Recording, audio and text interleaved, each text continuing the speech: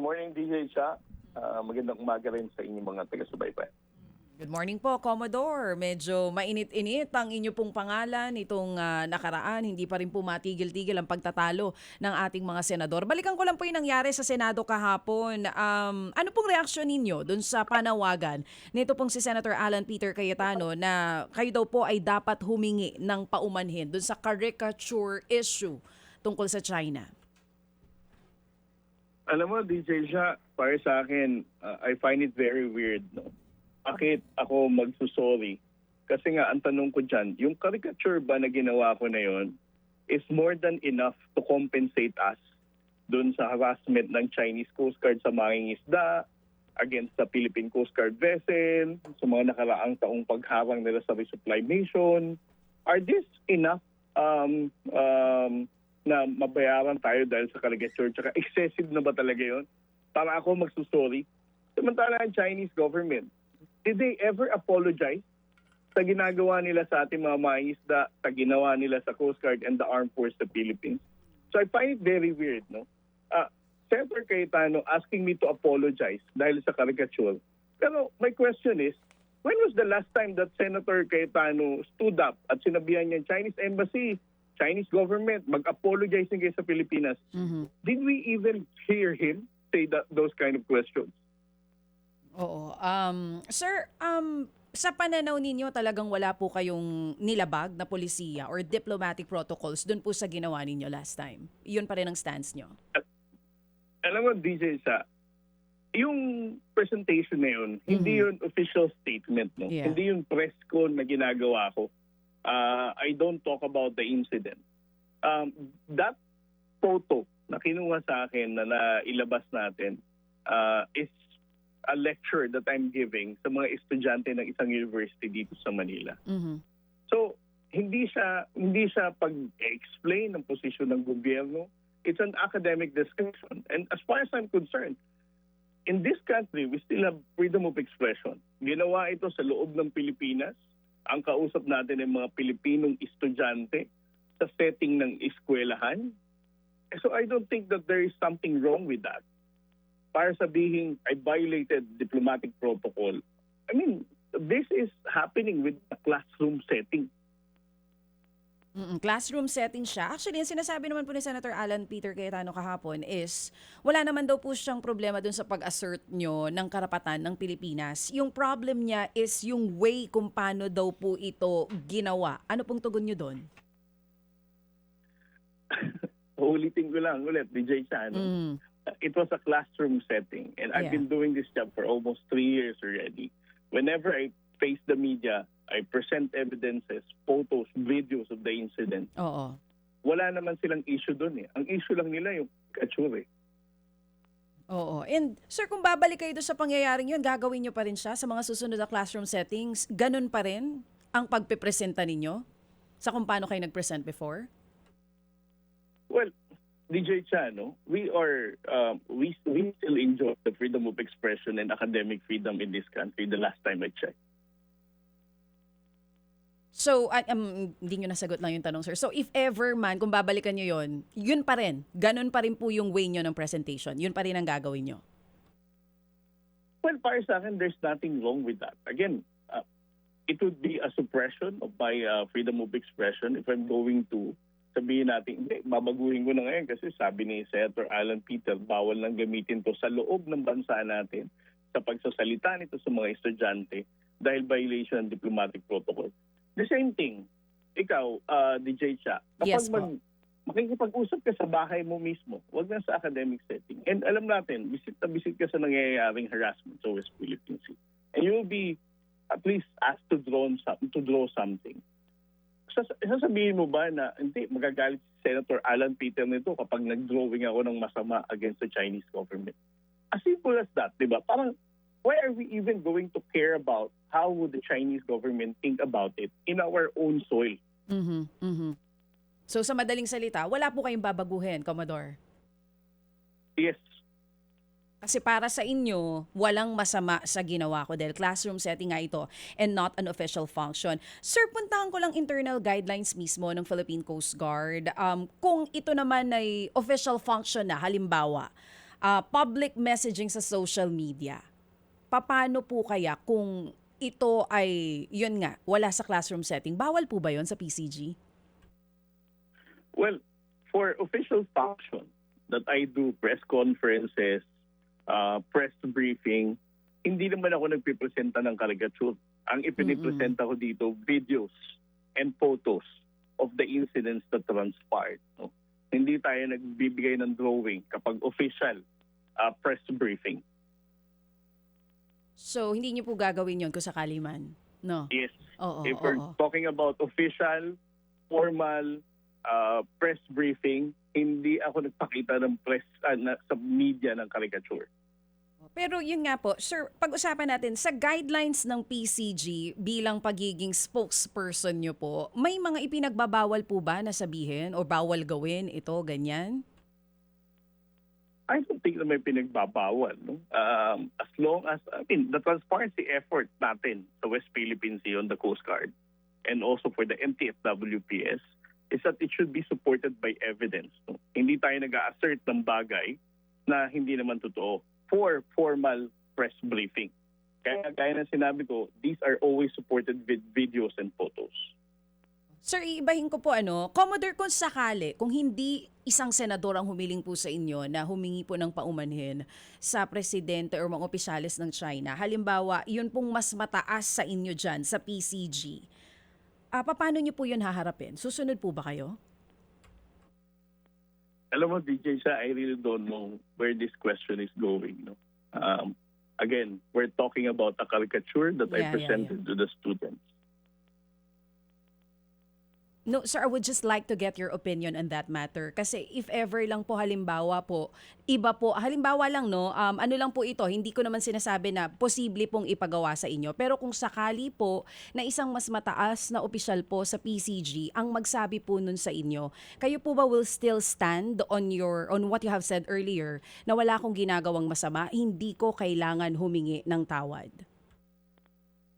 DJ, do we actually believe that I need to apologize to the Chinese embassy and the Chinese government because of the caricature?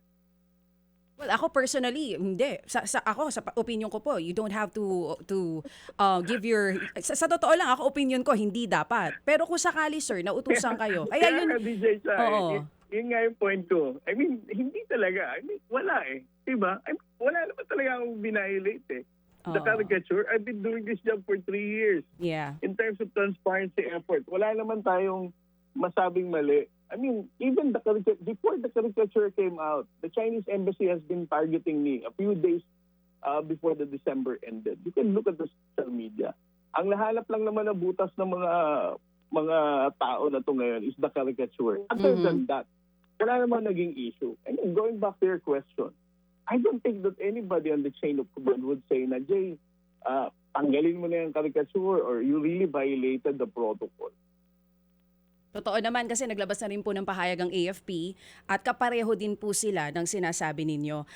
Sir, anong opinion po ninyo dito sa clash ng mga mambabatas natin on this matter on Kalayaan Island Group? Alam mo, DJ, para sa akin, this was, sabi ni Justice Carpio, sabi ni Attorney Batong Bakal, this was already discussed by a lot of legal luminaries, highlighting the fact that we are in accordance with international law. We have basis in our position. There's no reason for us to doubt our own references, why we have to assert our sovereignty and sovereign rights in this area. So para sa akin, it's frustrating and it's saddening na pag-usapan pa natin, questionin natin ang posisyon natin sa loob mismo ng ating legislative branch. Sir, you're a spokesperson. Madalas niyo pong ipinapaliwanag ito kung alin ang sa Pilipinas, na atin ng West Philippine Sea and all that. In simple terms lang po sa mga nakikinig at nanonood sa atin para lang mas maintindihan po nila, bakit hindi po natin basta dapat ipamigay yung mga isla na nasa ating teritoryo na ngayon? Well, ang ating Kalayaan Island Group some portion of that falls within the exclusive economic zone that is entitled by the United Nations Convention of the Law of the Sea. At ang sinasabi ni Senator Marcoleta na labas dito ang Parola, Pag-asa, Lankiam Cay, and Kota Island na inookupahan din ng ating mga sundalo, at in Pag-asa there is a Filipino community there. We have been taking control and effective possession of that areas long way before pa. Matagal na panahon na. Kaya sinabi ko, we have been there. So, for purposes of sabihin din, labas sa exclusive economic zone yan. I think we should also look at other countries na meron namang occupation sa isang isla, and those are beyond the 200 nautical mile mark. Gusto niyo rin po ba i-invite si Cayetano sa Kalayaan Island Group? Gaya po ng imbitasyon niyo sa isang senador? Well, definitely, no. If Senator Alan Peter Cayetano will also find time to join me, Senator Marcoleta and Congressman Marcoleta, pwede naman kami mag-stroll sa Pag-asa, mag-enjoy kami ng magandang beach doon, at saka mag-sightseeing ng mga Chinese Coast Guard na malapit din doon. Commodore, I'm just curious, yun po bang pinag-uusapan natin na Kalayaan Island Group? Open po ba yan sa publiko? Halimbawa kung meron mang gusto magpunta, at paano po makapupunta doon? Well, I think 2 or 3 years ago, there was this what the local government called na Great Kalayaan Expedition. The idea is to bring tourists dun sa mga maritime features that we occupy. Unfortunately, it was not sustained because of some operational costs ng project. No? So as of this time, wala tayong means pa to openly invite the public to go there. But should it be open to public para makita rin kung anong sitwasyon doon at makita rin yung ganda ng isla? I definitely agree on this. No? Para sa akin, majority of the Filipino people can be able to relate and appreciate our fight in the West Philippine Sea if it will be open to everybody, no? For everybody to appreciate and see. Ang concern lang naman natin before is the security concern, no? Kung saan the possibilities of China Coast Guard intercepting a civilian boat or challenging them. Kagaya ng ginawa nung atin ito convoy when they attempted to go to Pag-asa nitong mga nakaraang mga missions nila. But that is a great idea. No? Para sa akin, we can all relate kapag mapupuntahan natin. We can witness itong komunidad din na nasa Pag-asa. At mas maintindihan ng mga Pilipino na may Pilipino rito, may mga bata rito that we need to support and stand for. Sa ngayon po, ilan ng mga Pilipino o sibilyan ang nandoon sa Kalayaan Island Group? Well, there are more than 400 residents, no, civilian residents. Hindi lang natin bibilangin ang miyembro ng, of course, the Armed Forces of the Philippines, the Coast Guard, and even the Philippine National Police Maritime. So meron na rin po, paano po ba? Meron na rin eskwelahan doon para sa mga bata, may mga ospital? Yes, there is a school sa Pag-asa. And there's also a rural health center para to look after sa ating mga local sa Pag-asa Island. So, actually, meron ng mga doon, meron ng mga rehistradong botante doon. Meron ng eleksyon na nangyayari doon kasi nga meron silang local government doon. May gobyerno tayo doon. Commodore, last na lang bago ko bigay kay Manong Ted, I'm sure marami rin po siyang tanong sa inyo. Tuloy mo lang bago mong ibato na naman sa akin. Commodore, gaano po kayo ka-frustrated na supposedly dapat yung mga elected officials natin kapareho nyo ng stand pero hindi ganun yung nangyayari? Alam mo, DJ, sa para sa akin nakakalungkot. Alam mo, I can still remember the first person who interviewed me when I became the spokesperson of West Philippine Sea was si Manong Ted. Siya lang ang unang-unang. And then he even asked me kung first time na sinabi niya, first time na nag-spokesperson ng West Philippine Sea. And that was 3 years ago. Looking back, para sa akin, natuwa ako dahil tumaas ang kamalayan ng mga Pilipino. Mas tumaas ang suporta ng ating mga kababayan, the level of the awareness. A few years back, kapag sinabing WPS, kapag nagsasalita ako sa mga universities, different places outside Luzon, hindi pa nila ma-figure out what WPS stands for. Pero ngayon, from all walks of life, mula bata hanggang matanda, pag sinabing WPS, West Philippine Sea. And iyon, nakakataba ng puso. No? Na alam natin, kasama natin ang mga kaibigan natin sa media, mga tao na sumuporta at tumindig para sa ating karapatan. Pero nito mga nakahuling araw, parang nalulungkot ako, very frustrated, na para bang ako pa bang may kasalanan dito? Ako ba talaga ang dapat pag-ubusan ng oras ng Senado, i-mock ang pagkatao ko, to Tama. call out my name so loosely na parang Tariela, Tariela, Tariela, without even according me the respect that I feel like I deserve with the rank that I have. Mhm. So, nakakalungkot. Pero, tingin ko, we just have to keep on doing this. Otherwise, parang magpo-fall na rin ako sa mga, if I'm going to give up now, para kung sinabing, the West Philippines is not worth fighting for. Mhm. Commodore, kaya ba nating labanan yung misinformation na kumakalat pa rin ngayon sa social media? Kasi maging yung ibang mga Pilipino mismo, ipinagtatanggol yung sinasabi ng China. Paano ba yun? Alam mo, DJ Chang, ngayon, mas kung gagamit tayo ng social media app na mag-measure ng public opinion, para sa akin, mas mataas ang public opinion ngayon ng resistance against fake news and misinformation. That's good. Yung mga totoong tao, majority ng ating mga kababayang Pilipino ngayon, mas engaged sila, mas angered sila sa mga paninindigang mali ng ibang ating mga miyembro ng legislatura. So, I don't think that if we're going to look at it na meron pa ding panalo ang mga trolls and misinformation. Ngayon kasi, pag chinek mo yung account na nag-comment, nagalit, na nagmumura, na halos magwala na, alam mo, totoong Pilipino yun eh. But for the trolls na magsasabi lang ng mga one-liner, iilan na lang yan eh. And more real accounts are standing up, no? Condemning itong mga maling statement ng some people in the government. Commodore, kamusta ka? Good morning. Good morning. Ganto, no? 3 years ago. Oh, yes, I know, and I remember right. Commodore Jay, ganto, total naman binanggit mo nga, no, sa ating bansa, meron tayong freedom of expression and freedom of speech.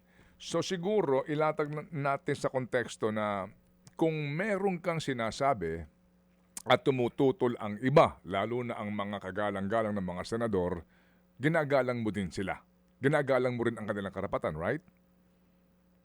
Yes, right. Yes. Para natin mailatag kasi nga lahat tayo may karapatan na sabihin ang ating saloobin at kung ang isang taong gobyerno ay meron ka din gustong ipula sa kanila, gobyerno sa gobyerno, pwedeng magsalita din.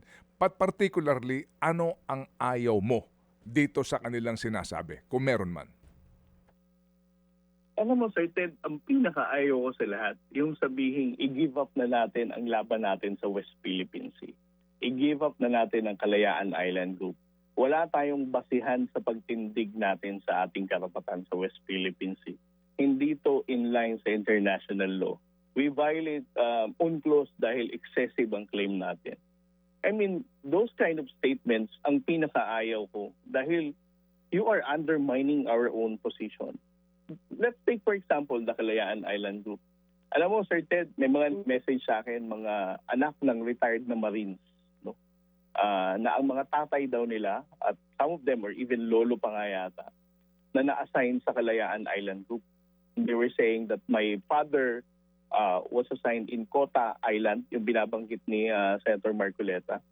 And yung mga kasama daw nila, dahil it would take months, wala pang Starlink noon, wala pang internet, wala pang cellphone, wala pang sat phone, radyo lang, minsan wala pang signal.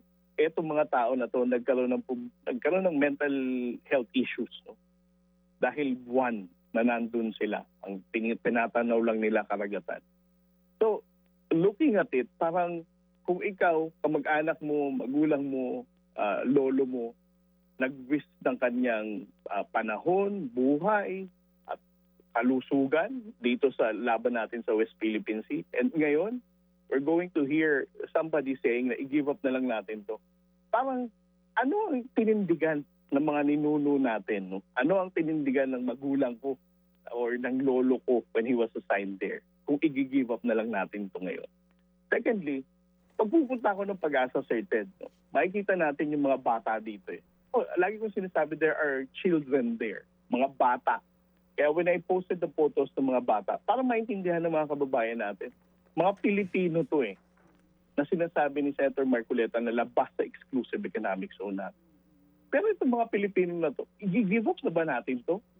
Dahil labas sila, hindi na kayo parte ng Pilipinas. Dahil according to Senator Marcoleta, labas ng exclusive economic zone.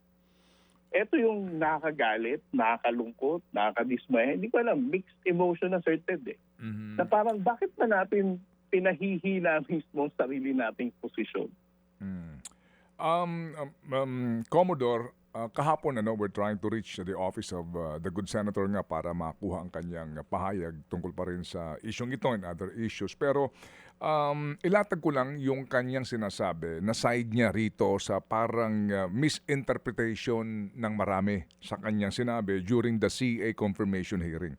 And if I may quote him, ang sinasabi lang naman niya, sabi niya, for the WPS to be listed dito nga sa IHO, itong International Hydrographic Organization, we need to deposit maps to the UN to notify the world that we are usurping part of the high seas, including the KIG to the WPS, since the KIG lies beyond our EEZ.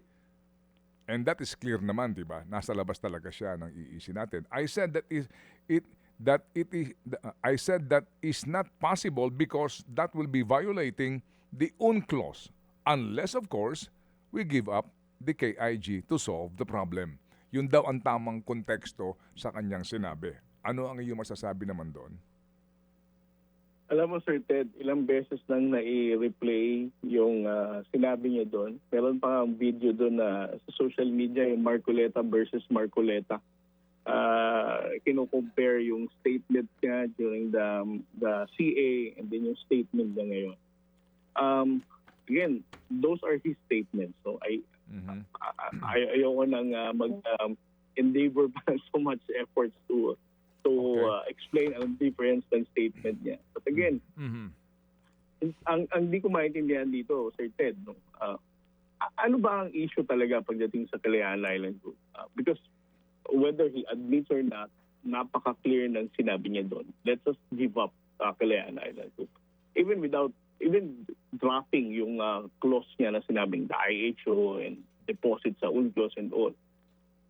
Kahit pa to give up the Kalayaan Island Group means giving up those people who live there and the heroism na pinagdaanan ng ating armed forces of the Philippines for us to maintain our presence in the Kalayaan Island Group for over the decades already. Okay. That's, palagay ko naman is, kumbaga ngayon, yung reasoning is, duly noted, Mr. Chairman.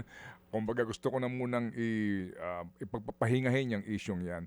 Pero sa ngayon, dito sa kahapon nga, siguro nanonood ka ba during the debate of Senator Pangilinan, yung sponsor ng Senate resolution at nitong si Senate Minority Leader Cayetano?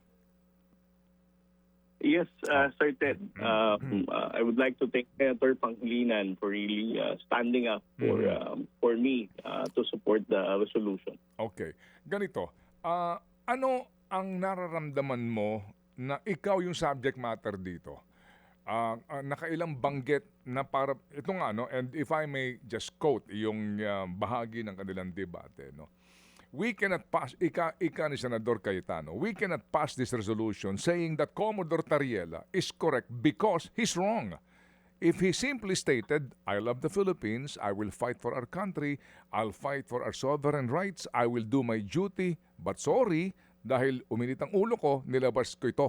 Pero hindi official yan. Tapos tayo. Yung sinasabi ng Minority Leader. Dito sa statement na ito, yung nga, sabi nga ni Chacha kanina, yung reaksyon doon sa pagsusorry. Pero kapag ganito na ang pinag-uusapan na ikaw yung subject matter mismo, kaya tumututol sa resolusyon na ito para nga ang gobyerno ng Pilipinas umakto na sa ginagawa ng embahada at kanilang mga tauhan din na pagbuelta at pagbira sa ilang opisyal ng gobyerno. Alam mo, Sir Ted, Hindi ko na rin alam kung ano yung sasagot dito kay Senator Cayetano. Hindi ko ma-get kung anong gigil niya talaga dun sa caricature. No? First of all, kailangan natin maintindihan. The Senator Cayetano's office can look at this. No? Bago lumabas yung caricature na yan, as early as December 27 or 28, I don't have the exact date, almost every day, tinatag na ako ng Chinese Embassy. So, when there was a change of leadership na sa embassy, lagi na akong tinatag, kune-question ako ng insidente, ano to, ganyan, I'm spreading lies and misinformation. And then, nagtulo ako sa binil, nagsalita ako, and unfortunately, yung unofficial na statement na yan, because I'm engaging with the students, came out. At yan ang naging opening nila for me to be dragged sa sinasabing I'm not following the proper decorum and that's undiplomatic. Pero kung titignan mo, Sir Ted, no, again, ulitin ko, that's not, alam niya naman palang unofficial yan eh. Diba? Kasi nga, classroom setting yan. Hindi yan press conference na tila pinalalaki nila. Tanong mo sa akin, Sir Ted, anong feeling ko? Nalulungkot talaga ako eh. Nalulungkot ako in a way na bakit ba natin pinag-uubusan ng panahon ang caricature?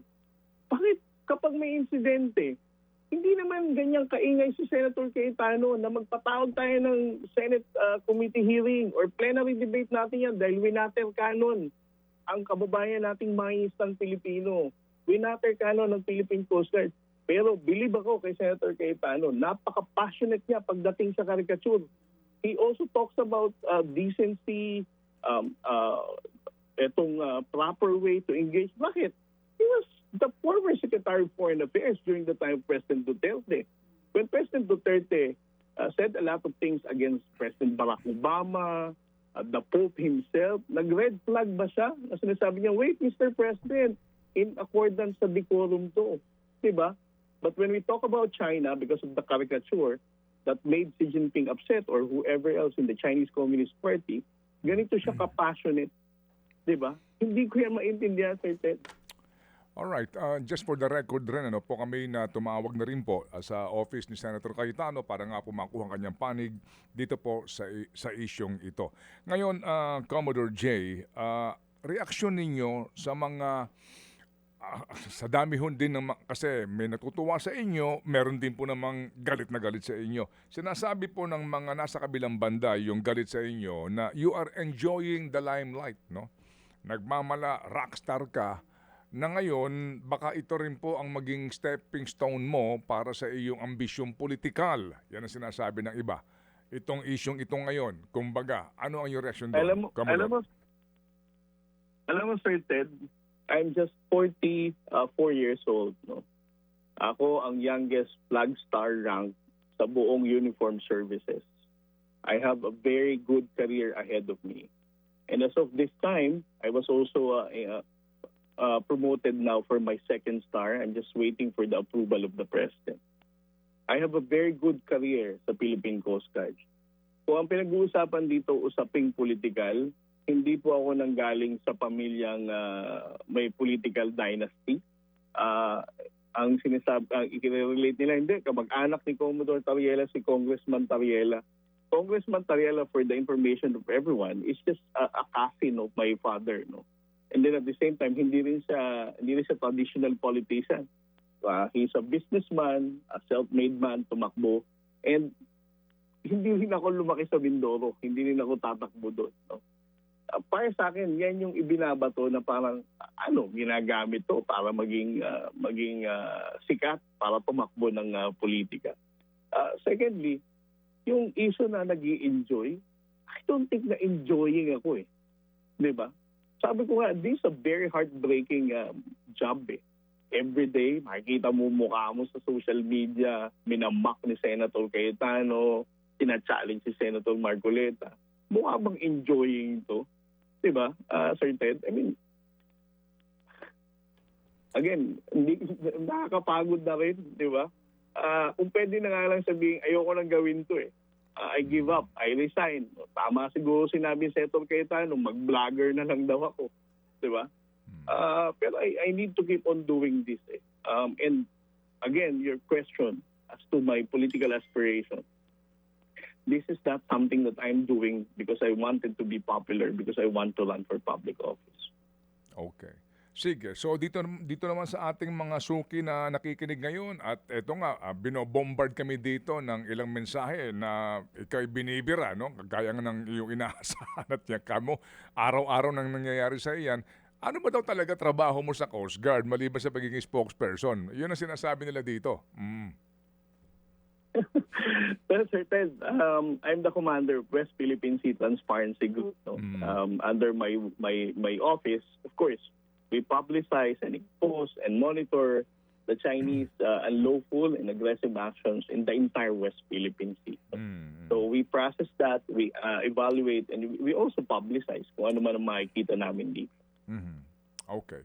So basically, wala kang fleet na hinahawakan. Ang office mo is specifically para dito sa mga how do you call that? Is this may specific ba ito na title dito maliban sa spokesperson kamo? Yes, Sir Ted. I'm the commander. My primary job is commander of West Philippine Sea Transparency Group, and my other job is the deputy commander of the Maritime Security and Law Enforcement Command. Okay, sige. Ngayon, diplomasya.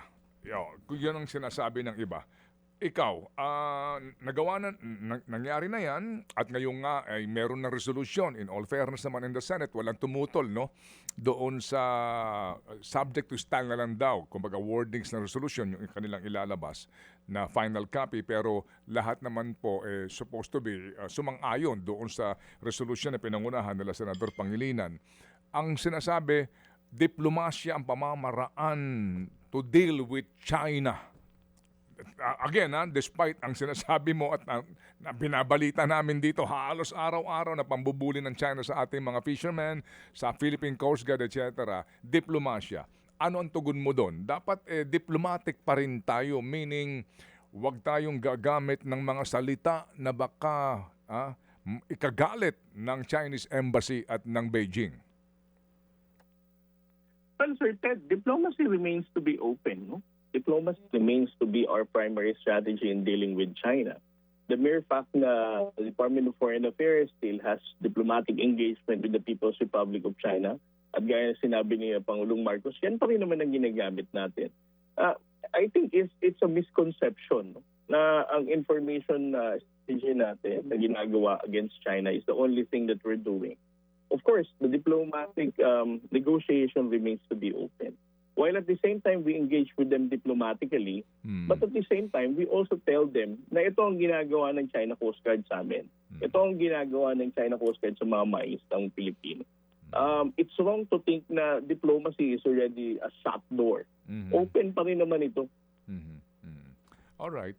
O sige, so ngayon dito may mga reaksyon naman din na sinasabi na alam mo effective yan si Tariela kasi napipikuntong China o sa kanyang mga sinasabi at inilalabas na mga katibayan sa pambubuli ng China. Effective ka naman daw sa puntong yun. Reaksyon mo doon? Well, gaya ng sinabi ko, Sir Ted, 3 years ago when you first interviewed me, ang usapin ng West Philippine Sea hindi pa ganitong kataas ang kamalayan ng Pilipino. More than 94% based on the last survey last December. Supported the transparency efforts dahil sabi ng mga Pilipino, mas naiintindihan nila, mas nakikita nila at mas nararamdaman nila ang laban sa West Philippine Sea. And not to mention the fact, alam mo Sir Ted, nung nagsimula tayo ng transparency efforts, noong mga first few months natin, ang mga embahada sa Pilipinas, ang sinasabi lang lagi nila, the Embassy of Blanc is worried about the tension in the South China Sea. Ang China noon, parang si Voldemort sa Harry Potter, a person that cannot be named. No? So pag nagbigay sila ng statement, hindi nila matawag ang China Coast Guard, Chinese government. But because of our transparency for almost 2 years already, tingnan mo ngayon ang mga statement kapag may insidente. The Embassy of Blanc is concerned about the Chinese Coast Guard, People's Republic of China, Chinese Maritime Militia. And para sa akin, that's how effective this initiative is, no, in getting the international community to realize that we really need to call out, to have a collective action to condemn the illegal activities of the People's Republic of China. Okay, sige. So, Commodore J, muli salamat sa iyong panahon na ibinigay sa aming programa at kami ay muling tatawag sa iyo kung kinakailangan din ng pagpapalaganap ng impormasyon para sa kapakanan ng ating mga tropa at mga mangingisdang Pilipino sa West Philippine Sea. Mabuhay, Commodore J. Maraming salamat po, Sir Ted. Thank you. West Philippine Sea, spokesperson po yan ng Philippine Coast Guard. Mga kapatid, brothers and sisters, saan ka pa? Dito na tayo sa totoo. Dito na tayo sa True FM. Mga kapatid, mag-subscribe and follow po kayo sa social media accounts ng True Network PH. Yan po kami, hanapin nyo lang True Network PH, Facebook, Instagram, YouTube, TikTok, and podcast. Mapa Apple or Spotify man yan, mahahanap nyo kami. Lahat ng mga napapanood at napapakinggan nyo po sa programa, nasa social media accounts namin yan. So paano mga kapatid? See you sa social media!